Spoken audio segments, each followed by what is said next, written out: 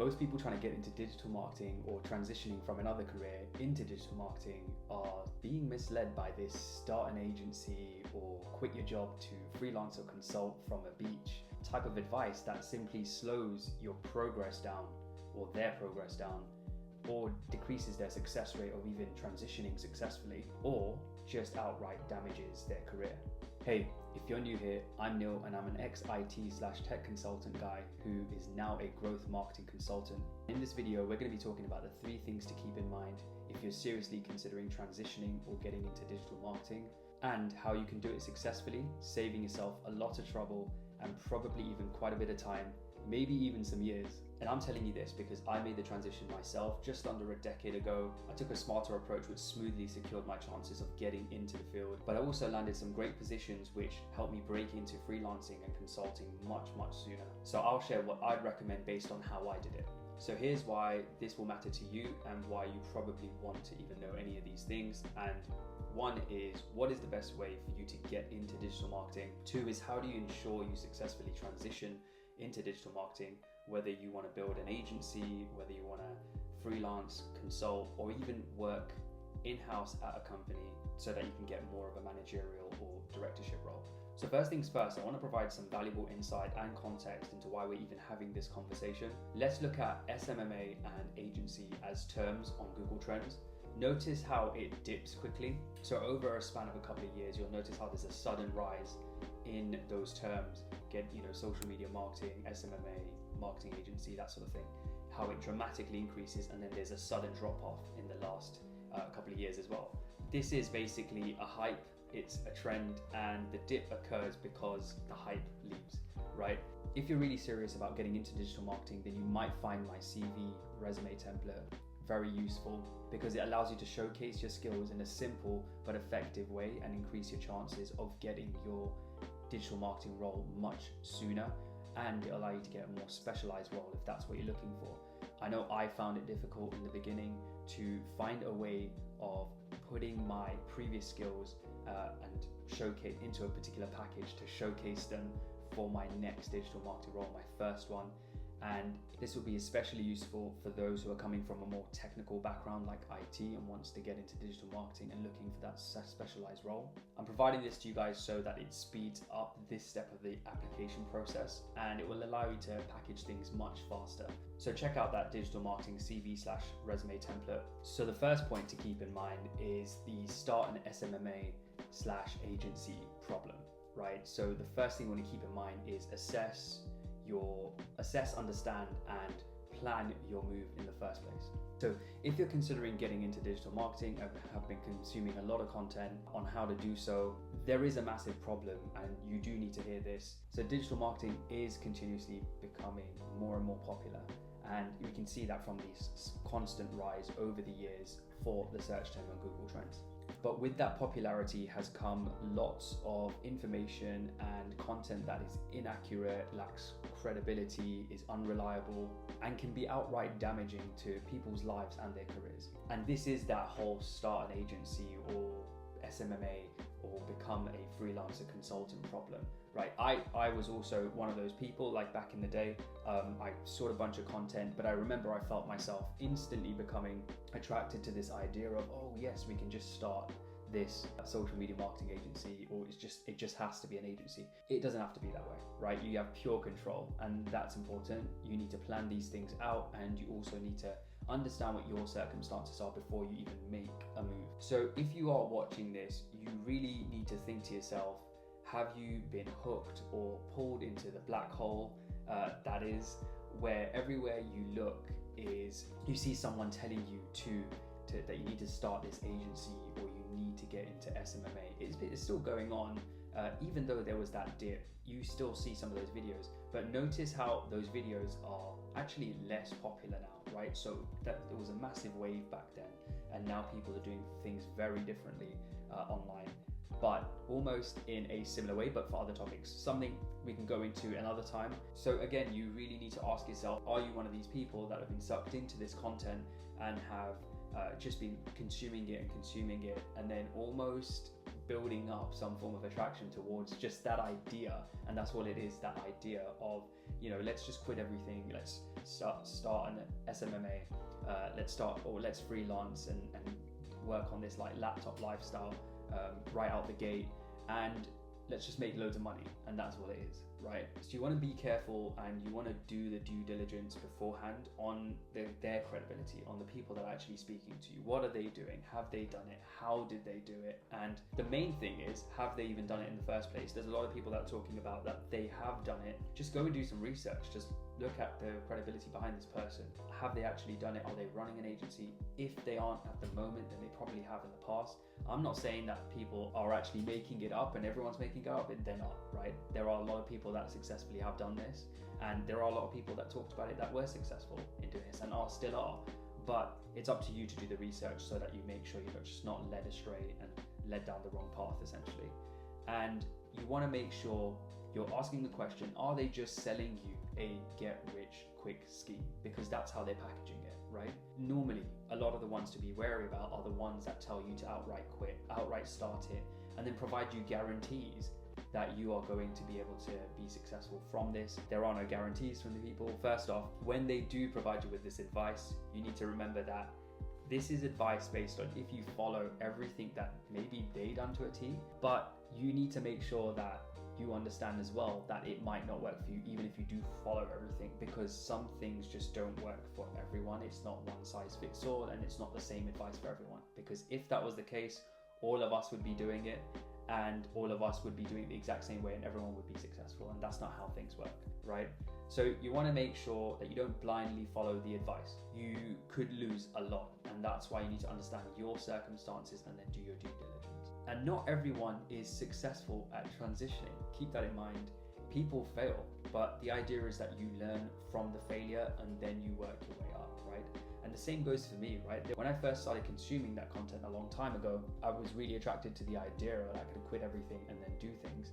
And I remember at the same time that I was doing that, I did have a position at the time where I was able to say, okay, let me go out and try this SMMA thing back in the day. But it's different now, right? So I had to take a different route to become a consultant, and I had to do it based on my skill set and the way that I wanted to do things.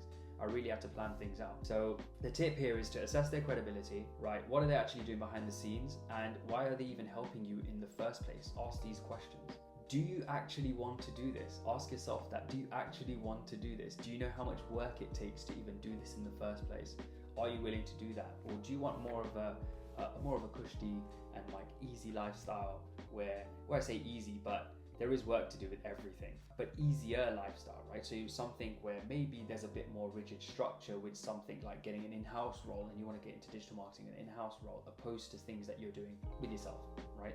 By yourself, and something you have to spend tons and tons of time on. You have to sacrifice a lot in order to make it work, and you just haven't had the time to understand things. Do you understand what it will take, and that it will take time, and you're gonna have to work on it? And how persistent will you be in making sure that it happens? Do you have the time? Do you have the capacity to do things right now? Can you make the time, right? Can you get the resources together? Can you plan your move accordingly to maybe use supporting resources from the outside to help you build this thing? Think about all these things. If you're realizing you've been caught in this trap and you want to speed certain things up like CV or resume creation, then purchase my low-cost template.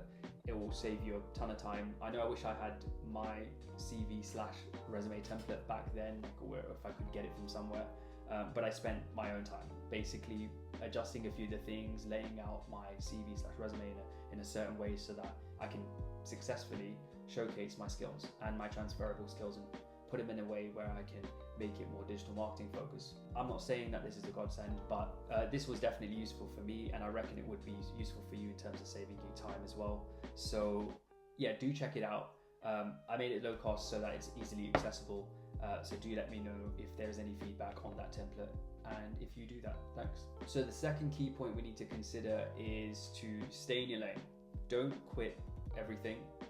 Transition slowly and understand your opportunity cost. Over the years, I've seen, heard, or spoken to quite a few people who are looking to transition into digital marketing, but they're going about it all wrong. This sort of especially became apparent during the pandemic when a lot of this stuff happened.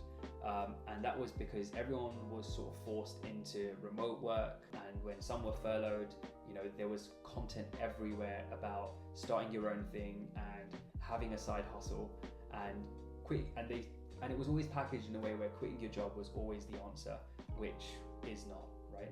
What if you want to get into marketing, but you don't want to take such drastic action, right, from the get-go? What if it's just not that black and white where you're just like, yes, okay, I'm going to do this, quit my job and let's do this, right? That might put you in a lot of you might be in the deep water for that. So the answer is not to quit everything in life, start an agency or become a freelancer the way that is packaged, right? You need to stay in your lane. It's about making things happen for you and getting good at something, but also knowing what you're talking about. Real professional marketers are the ones that do it well and do it right for their companies or their clients, especially whilst competing against these type of marketers that we've been hearing about. So let me show you a bit of an example, and trust me, if you look at this Reddit post, you'll see people complaining about bad hires, wasting money with an agency or a bad agency, and these are both firms and with individuals, right? This hype has sort of produced low quality marketers and people not delivering on their promises, which you shouldn't, and the real marketers know they shouldn't be making promises in the first place, because it is testing, it's knowing about what has worked in the past, maybe applying that because it's a lower hanging fruit, getting some data, looking at the results, and then analyzing them and then reproducing something else, right? Or experimenting with a new tactic, for example. So again, just to summarize this point, it's not for everyone, and it's a business, meaning work is required to build, grow, or manage it, whether you are getting into digital marketing in-house, whether you're freelancing, consulting. All of it takes grit, all of it takes work, all of it takes improvement, and it's hard. It requires patience, and it takes time, and it takes persistence. So ask yourself this: do you really want to get into digital marketing, or is someone pushing you to do so? I think one of the tips I could probably give you here is to get a taste of what it feels like first. So what it feels like to do something in the first place around digital marketing, and then weigh up the opportunity cost, right? Like I mentioned, first understand how it feels to get into it, what it's like when you're actually doing the role, or whether you're interning or taking on a light project, for example, or if you're volunteering to do something for someone digital marketing focused, then move into it once you've got the initial feeling and you can understand, hey, I think I can do this full time. I think I can make this my complete focus, and I kind of want to do this by providing, clients or companies in-house with results. The last key thing to keep in mind is I would recommend, based on how I did it, to go for an in-house strategy first, right? If you want to get into it, it's not the demon everyone says. I don't get why there's this whole thing about working in-house is so bad. I've done it. It actually helped me become a growth marketing consultant, and I still recommend it for people. In fact, if I was able to go back into it at one point, I wouldn't be against the idea, because there are a lot of pros to going in-house as well. The experience you get, someone pays you to essentially learn on the role for some jobs, the entry-level ones anyway, but also you get to work with people, you get to work with teams, you get to work in a business and understand how it works and how marketing actually is a facet to help a business grow, right? Why it's an important function to help a business grow. So if you want to freelance, consult, or even start an agency, from my experience, there is an alternative but more successful way, and that is to go in-house first. The answer is not always just agency, freelance straight away, or consult straight away, and it certainly isn't quitting your job. But the first thing you want to do is to find the smoothest way to get into digital marketing successfully. So again, it's about getting good at digital marketing first. And how do you do that? You do that by going in-house and getting some experience. Whether you volunteer for an internship is something I did. I did it at 2 different companies, and for one of them I did a 6-month internship for free, and it's because they didn't have a particular role they wanted me to let people manage. And one of the pros for this was, when I was volunteering for those 6 months without any pay, I was able to take on more of a managerial role for new business and able to understand the ins and outs of that role and apply what I felt like would work for the business. And a lot of that was developing experience. It also showcases that you're willing to do what it takes. So how in this day and age where skills are competitive, one, but two, there are people with degrees back in the day, and there's still people are with degrees, but how do you compete and set yourself from the rest if most people are doing the same thing? And that's by putting yourself forward, getting yourself into those situations where you can separate yourself. You know, you're willing to do what it takes, you're willing to get the result. And when you've got the result in the way that I had in those initial roles, you can take that experience away from you. Even if it's failing, the thing is, you'll still learn from those failures and take it into your next role and say, hey, this strategy or this tactic didn't work at the previous business. It might work for this because this audience is good, or this product is good. It fits this product or business more. So again, get good at what you're doing and know what you're talking about with these things, right? So in-house isn't the demon, because how else are you going to learn digital marketing? How are you going to understand it? How are you going to understand and learn the foundations? How are you going to learn best practices and the best ways to execute on campaigns, to set them up, to even review them, to plan with the team? How are you going to understand how digital marketing works within a business and for different types of industries? You need the experience at the beginning if you want to successfully transition, and you need to learn. Just keep that in mind. And what better way than a practical environment allowing you to implement things whilst getting paid?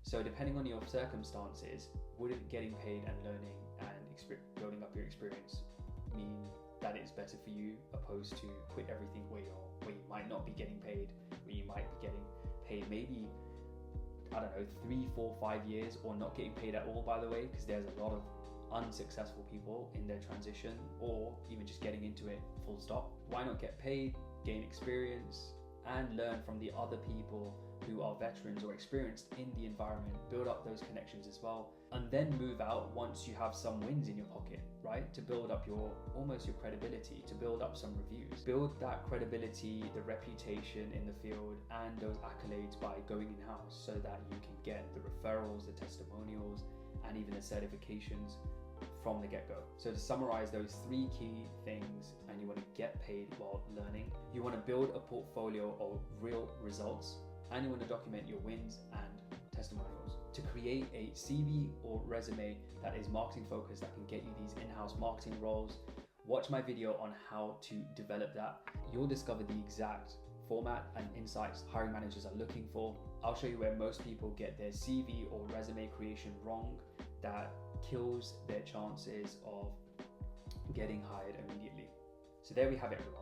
Keep these things in mind when you're trying to get into digital marketing. Don't just blindly follow all of the advice. Remember to stay in your lane and build up to it. If you liked today's video and you want to see more, please do like and subscribe. Otherwise, we'll see you guys in the next video. Take it easy and see you soon.